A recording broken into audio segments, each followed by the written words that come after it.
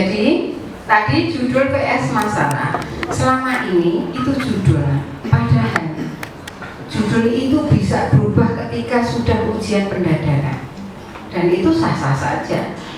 Boleh penguji bilang ini nggak pas judulmu, pasnya seperti ini gitu ya. Ya harus manut, murah manut terlalu sesuai ya toh. Nggak masalah. Nah, sudah mau publish, direview sama reviewernya dibilang ini judulnya tidak pas, kon ganti kok yo manut ra manut terus itu publish engko. Judul itu bisa berubah setiap saat, tetapi nah yang lebih utama adalah mencari masalah dulu ya, cari masalah sehingga riset yang akan kalian lakukan itu memang sesuai dengan kebutuhan masyarakat. Apa yang ada di masyarakat, caranya piye tadi, mendatangi, observasi gitu kan, wawancara, sehingga tahu masalahnya apa gitu ya. Misalnya kalian ke koperasi, ternyata manajemennya elek banget, orang pernah badi malah rugi terus, rugi melulu. Kalian kan ke sana, ya, bukan nggak tahu masalahnya langsung bikin judulnya ya. Efektivitas metode pemasaran apa gitu ya di koperasi. Lawang itu bukan jadi masalah kok kalian angkat.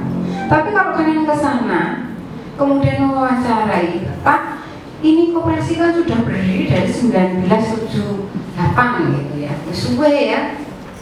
Tapi kok nggak maju-maju toh Pak? Malah kayaknya mau sentik-sentik gitu ya.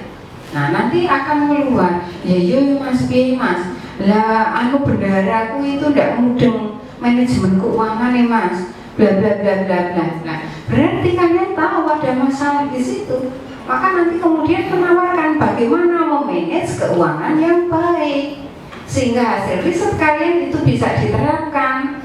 Koperasi yang tadinya sentik-sentik balik menjadi sehat walafiat kan gitu. Itu namanya bermanfaat. Nah, ya, kalau kami di bidang sains sekarang itu salah satu rekomendasi lihat di paten. Sudah ada belum orang yang mematenkan?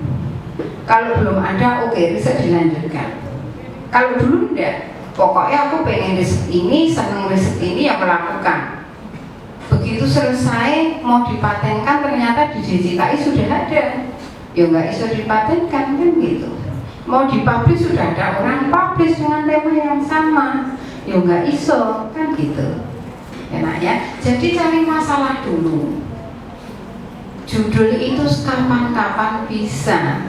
Sampai bab 1 bikin judul iso ya, bahkan sampai pembahasan baru judul enggak apa-apa, enggak masalah. Tuh ya. Bagaimana cara mencari masalah? Nah, ya, 1, lihat fenomena di masyarakat.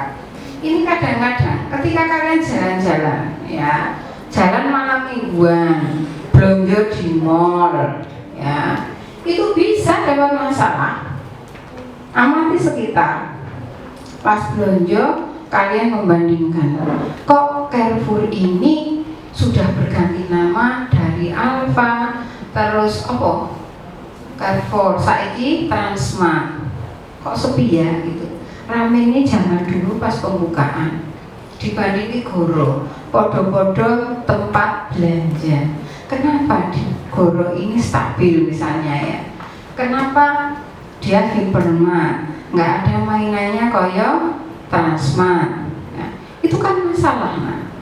Terus kalian mencari solusinya. Oh kayaknya manajemen ini yang harus diperbaiki misalnya lo ya. Jadi ada masalah dulu, baru kalian melanjutkan ya, dari masalah itu dibikin proposal kan gitu ya. Jadi dari jalan-jalan, dari pergi-pergi, dari piknik-piknik itu bisa dapat masalah.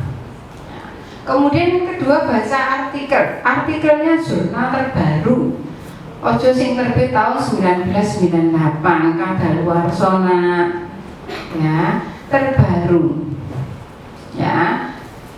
dari zona terbaru itu kalau dibaca ada gap.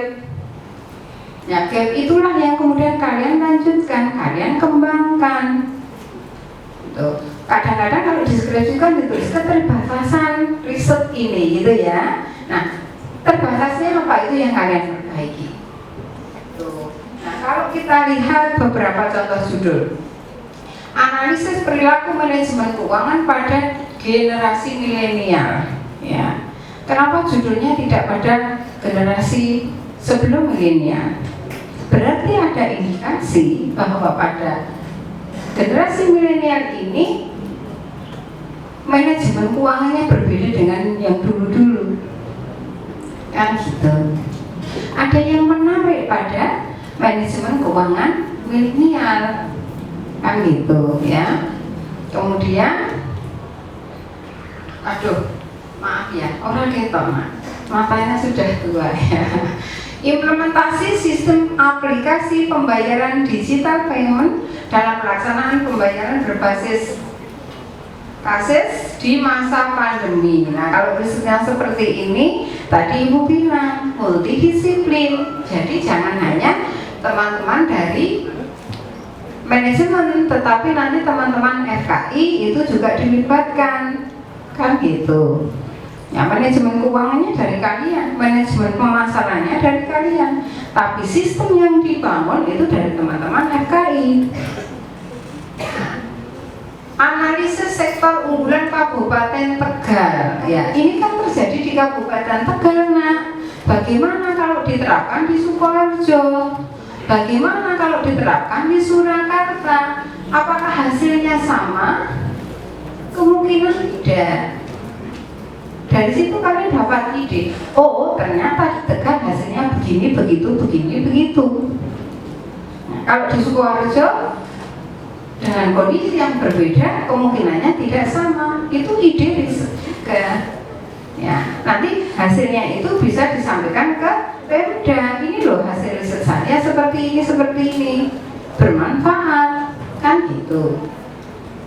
Kemudian evaluasi Simda Keuangan, ya, Simbaper pada Dinas Pendidikan Kebudayaan Sragen. Ini boleh dikembangkan. Dari judul ini kalian punya ide penerapannya di Sukoharjo. Kalian tinggalnya di Sukoharjo biar bermanfaat bagi Pemda Sukoharjo atau Yotonggone, Surakarta. Kita ini kan Sukoharjo tapi letaknya di Sukoharjo tapi namanya Surakarta gitu ya. Jadi bisa bermanfaat untuk Sukoharjo, bisa bermanfaat untuk Surakarta kan gitu. Ya. Nah, langkah-langkahnya jadi satu itu mencari masalah. Jangan mencari judul.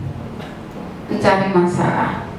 Kedua, referensi ya. Setelah ada masalah, terus cari referensi, searching artikel jurnal.